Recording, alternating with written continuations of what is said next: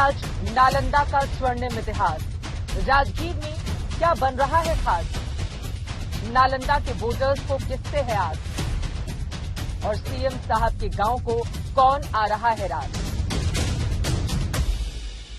नमस्कार, हिंदुस्तान की उस धरती से आप सभी का स्वागत है जिसने विश्व को पहला विश्वविद्यालय दिया, नालंदा विश्वविद्यालय, और उसी के गेट पर इस वक्त मेरी मौजूदगी है। इस विश्वविद्यालय की स्थापना कुमारगुप्त प्रथम ने, जो गुप्त शासक थे, उनकी ओर से की गई थी और 8वीं से लेकर 12वीं शताब्दी तक यहां पर छात्रों की भरमार रहती थी। न सिर्फ हिंदुस्तान से बल्कि विदेशों से भी छात्र यहां पर पढ़ने के लिए आते थे। एक बार में 10,000 तकरीबन छात्र और 2,000 शिक्षकों से गुलजार रहने वाला ये विश्वविद्यालय अब एक तरह से इसके अवशेष यहां पर बचे हुए हैं, जिसको देखने के लिए दूर दूर से पर्यटक यहां पर खिंचे हुए चले आते हैं। वैसे नालंदा की एक और पहचान है, ये इलाका मुख्यमंत्री नीतीश कुमार का गढ़ है। तो आज नालंदा से एक तरफ नीतीश कुमार के कामकाज की होगी पड़ताल, तो वहीं दूसरी तरफ समूचे बिहार की शिक्षा व्यवस्था का भी जानेंगे हाल।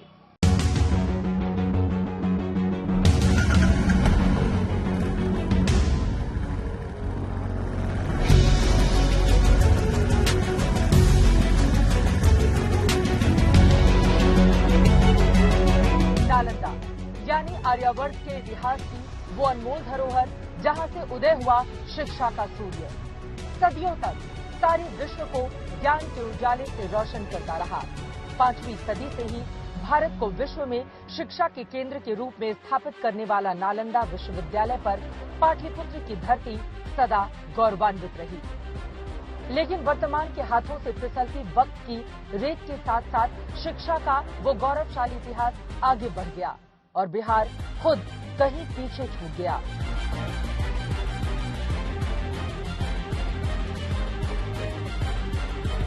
यदि पिछली जनगणना के आंकड़ों को आधार बनाया जाए तो एक ऐसी तस्वीर निकल कर आती है जिस पर शायद ही बिहार का कोई व्यक्ति गर्व कर सके। साक्षरता दर के मामले में बिहार देश के सभी राज्यों में आखिरी पायदान पर आता है, जहां संपूर्ण भारत की साक्षरता दर 74.04% है, तो वहीं बिहार की साक्षरता दर केवल 63.8% है। देश में सबसे कम साक्षरता दर वाले 5 राज्यों में बिहार टॉप पर है। अभी जो हमारा नालंदा जो है, जिस तरह से ये इसका गौरव होता था, जो हमारा भारत देश जो विश्व गुरु हुआ करता था, वो अब कहीं नहीं, अब एक खंडर के रूप में बना हुआ है। और यही इतिहास इसका चिक चिक कर जवाब दे रहा है कि बिहार का शिक्षा भी कहाँ चला गया। यही बात है। तो बिहार में जिस तरह से शिक्षा का होना चाहिए और इसका लोगों को इसके साथ साथ जॉब होना चाहिए, सबसे बड़ी जॉब प्रॉब्लम आ गया। यहाँ के लोग पलायन कर रहे हैं, जॉब के लिए देश विदेश तक जाना पड़ रहा है। जो होनी चाहिए सो नहीं है, वो नहीं है। पहले से बहुत बेहतर हुई है। पहले हम जाते तो सरकारी विद्यालय में टीचर्स नहीं होते थे, अब टीचर्स आने लग गए हैं, क्लासेस लग रहे हैं। पहले लंच से पहले लड़के बच्चे भागने लग जाते थे, अब पूरे कंप्लीट क्लासेस कर रहे हैं, सब बाहर आ रहे हैं लोग। बहुत ही ट्रिमेंडस बदलाव होना चाहिए।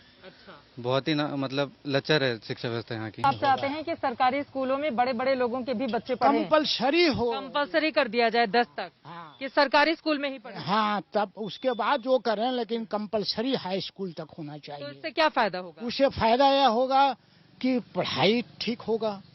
अधिकारी लोग के बेटा पढ़ रहा है तो अधिकारी लोग भी ध्यान देंगे, मंत्री का बेटा पढ़ रहा है तो मंत्री ध्यान देगा स्कूल पर।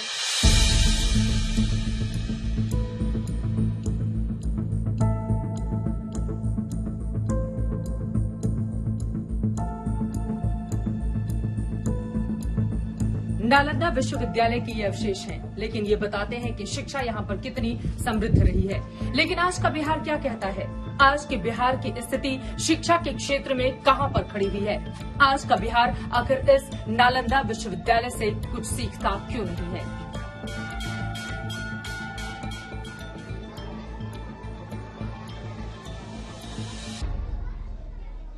शिक्षा की नींव पर ही किसी राज्य की बुलंद इमारत खड़ी होती है। बिहार में बड़ी चुनौती इसी नींव को मजबूत करने की है। ऐसा नहीं है कि बिहार में प्राइमरी से लेकर उच्च शिक्षा में सुधार के प्रयास ना हुए हों, लेकिन जाहिर है ये काफी नहीं। बिहार में शिक्षा के मामले में टॉप 5 जिलों में से किसी का भी औसत देश के कुल औसत के जितना नहीं है। शिक्षा के मामले में बिहार में 73.37% के साथ रोहतास जिला टॉप पर है, तो राजधानी पटना 70.68% के साथ दूसरे नंबर पर। 70.47% वाले भोजपुर का नंबर तीसरा है, तो 70.46% के साथ मुंगेर चौथे और 70.32% वाला औरंगाबाद 5वें नंबर पर आता है।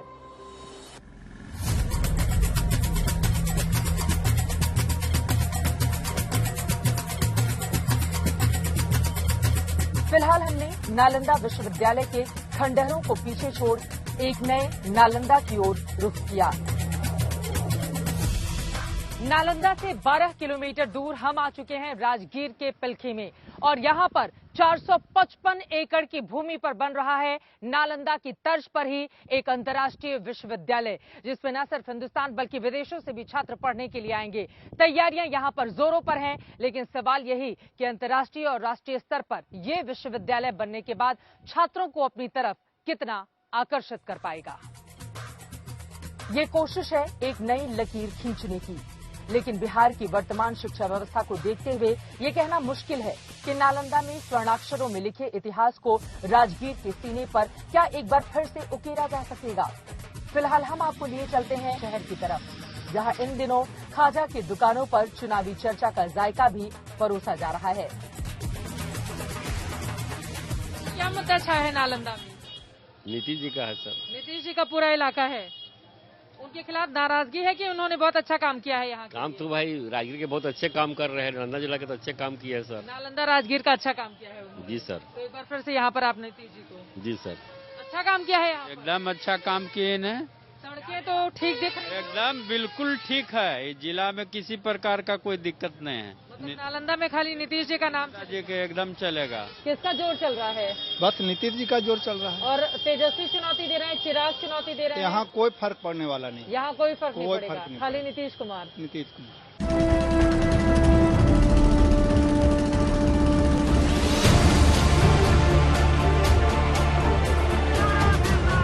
नालंदा जिला मुख्यमंत्री नीतीश कुमार का गृह जिला है। इस लिहाज से बिहार में लोकसभा चुनाव हो या फिर विधानसभा का चुनाव, या कहें उम्मीदवार कोई भी हो, यहाँ नीतीश ही चेहरा होते हैं और उन्हीं के नाम पर वोट पड़ता है। नालंदा लोकसभा क्षेत्र में 7 विधानसभा सीटें हैं। 2015 में जेडीयू ने 7 में से 5 सीटों पर जीत का परचम लहराया था।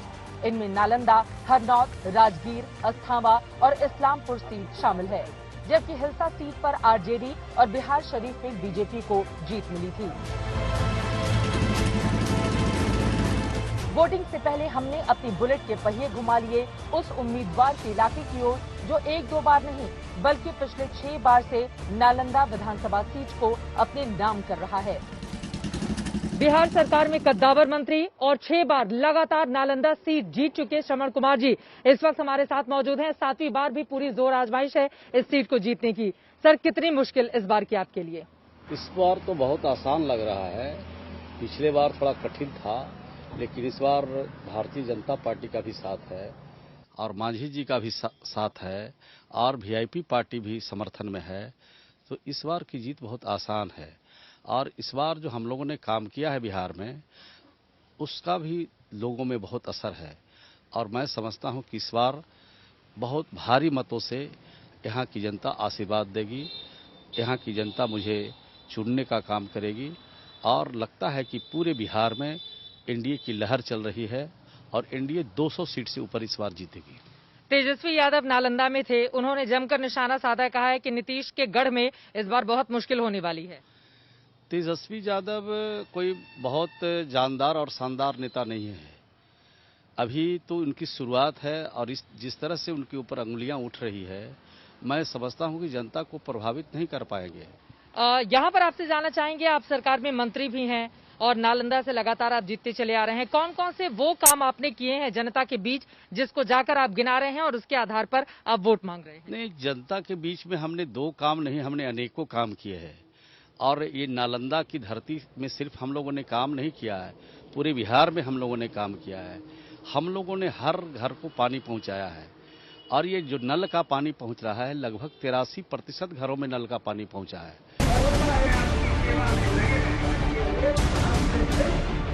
2010 में जब बीजेपी और जेडीयू ने साथ मिलकर चुनाव लड़ा था, तब 7 सीटों में से 6 पर जेडीयू को जीत मिली थी, जबकि 1 सीट बीजेपी के खाते में गई थी।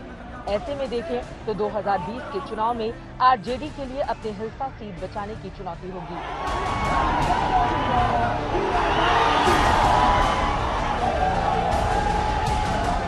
जबकि देखने वाली बात होगी कि नीतीश के घर में एनडीए 7 सीटें जीतकर क्लीन स्वीप कर पाती है या नहीं, क्योंकि फिलहाल इस क्लीन स्वीप की राह में किसी दीवार की तरह ही मजबूती से अड़े हैं कभी जेडीयू के टिकट पर लड़ने वाले रवि ज्योति कुमार कांग्रेस पार्टी के उम्मीदवार इस वक्त हमारे साथ मौजूद हैं और आपको बता दें कि इन्होंने 2015 में बीजेपी के 8 बार के विधायक को हराया था, लेकिन इस बार कितनी बड़ी चुनौती है सर आपके सामने? मेरे अगर सही मायने में देखा जाए तो मुझे कोई चुनौती नहीं है। कोई चुनौती नहीं है। नीतीश कुमार का ये गढ़ है, इस बार आप उनकी पार्टी से नहीं हैं, पिछली बार आप उन्हीं के साथ थे।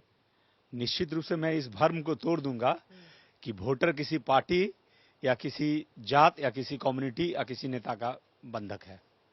कौन से मुद्दे हैं यहाँ पर राजगीर में? राजगीर में यहाँ 3 मुद्दा बहुत भयंकर है, जिसकी वजह से मुझे आम पब्लिक राजगीर का एक एक असहाय, वंचित, मजबूर, शोषित, जो वंशवाद के खिलाफ हैं, जो भ्रष्टाचार के खिलाफ हैं, जो दलालों के खिलाफ हैं, वो सारे एकजुट हैं इस बार हमें जिताने के लिए। तो आपको लग रहा है कि मतलब नीतीश कुमार को हराकर तेजस्वी यादव को मुख्यमंत्री आप लोग बनवा पाएंगे? यहाँ नीतीश कुमार तेजस्वी यादव की बात ही नहीं हो रही है मैम, यहाँ सिस्टम की बात हो रही है। तो कांग्रेस पार्टी जीतेगी तो मुख्यमंत्री तेजस्वी ही बनेंगे ना? निश्चित रूप से उस अलायंस के हैं, अगर कांग्रेस पार्टी के मैनिफेस्टो में या उनके इस अलायंस में है तो बनेंगे ही, हम उनको वोट डालेंगे। नालंदा का चुनावी माहौल भांपकर हमने बुलेट घुमाई नीतीश कुमार के गांव कल्याण बिगहा की ओर। नालंदा के कल्याण बिगहा गांव में यह है मुख्यमंत्री नीतीश कुमार का घर। कहा जा रहा है अभी कुछ साल पहले ही इसका निर्माण कराया गया, क्योंकि पहले इस घर का जो रंग रूप था, ये दूसरा घर जो आप देख रहे हैं बिल्कुल इस तरह से जर्जर अवस्था में था। इसी वजह से अब उसको तोड़कर इस नए घर को बनवाया गया है। लेकिन यहाँ के लोग मुख्यमंत्री नीतीश कुमार को लेकर सोचते क्या हैं? क्या नालंदा एक बार फिर से पूरी तरह से नीतीश कुमार के पक्ष में है या इस बार तस्वीर यहाँ पर बदल जाएगी? आइए इसी बात की करते हैं नालंदा के कल्याण बिगहा गांव से पड़ताल। वोटिंग में कौन है आगे, कौन नेता अच्छा है? नीतीश बाबू है। नीतीश बाबू का जोर है नालंदा में या तेजस्वी खेल बिगाड़ेंगे उनका? कुछ नहीं, कोई बिगाड़ेंगे यहाँ। नीतीश बाबू ही है। इतना काम है उनको कह लो कि मजदूरी दिल नहीं पार लगेगा। अच्छा, जितना काम वहाँ बिहार में कर दी है कि कोई करेगा, उसका मजदूरी तो जेल नहीं पार लगेगा। वोटर आई डी कार्ड बन गया है? दे दिए बनने के लिए। इस बार फर्स्ट टाइम वोट करेंगे। अच्छा, वोट करोगे तो किसको वोट करने का मन है? नीतीश कुमार। अच्छा काम किए हैं? यस, अच्छा काम किए हैं। क्या अच्छा काम किए हैं? बिजली, सड़क, पानी, स्कूल में पढ़ाई, शिक्षा वगैरह सब सुधार दिए हैं। लेकिन इतना अराजकता था बिहार में और उसको सुधारे, उस पर शराबबंदी किए। शराबबंदी से तो इतना फायदा गरीब लोग को हुआ है जिसका कोई ठिकाना नहीं है। यूं तो नीतीश कुमार का गांव अपनी मिट्टी के लाल के गुण गाते नहीं थकता, लेकिन ये मतदाता हैं हुजूर, और अपनी मुट्ठी में ये किसकी किस्मत कैद किए बैठे हैं, ये आखिरी वक्त तक कोई नहीं जान सकता।